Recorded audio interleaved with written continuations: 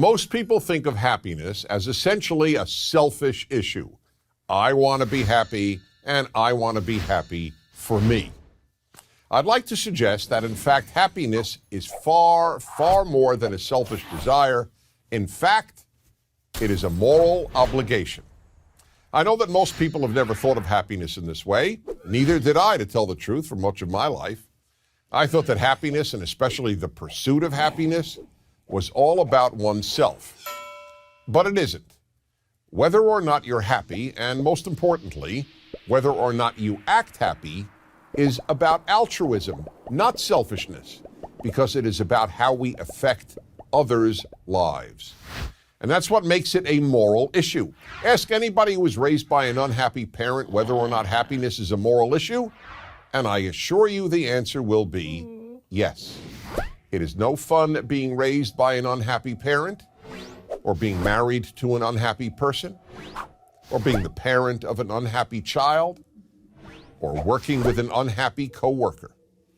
Our happiness affects others profoundly. That's why happiness is a moral obligation. We are morally obligated to at least act as happy as possible, even if we don't feel happy. People can't be guided by feelings because it is how we act that affects others, not how we feel. A good analogy to bad moods is bad breath. Why do we brush our teeth multiple times every day? It's not only because of hygiene, it's because we want to present good breath to anybody who we come into contact with. Well, the same thing holds true for our moods. A bad mood should be regarded exactly as we regard bad breath.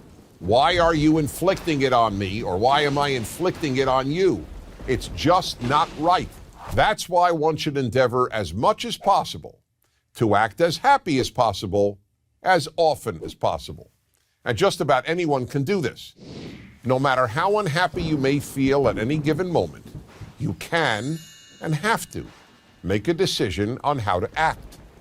We may not be free to control whether we feel sad or happy, but we are free to control whether or not we present a happy countenance to others. That doesn't mean we don't share how we feel with our best friends, including hopefully our spouse. Of course we can, and without overdoing it, we should. You know, I'm really sad. I had this problem at work today. I have this problem with my marriage. I have this problem with my kid. I have this problem with my parents. But you don't inflict a bad mood on anybody. That's a different thing altogether. We all have the capacity to control how we express ourselves, no matter how we feel. I can prove it. Imagine someone who is just acting miserably to his or her spouse when somebody comes to the door. Have you ever noticed how nicely such a person will treat the stranger?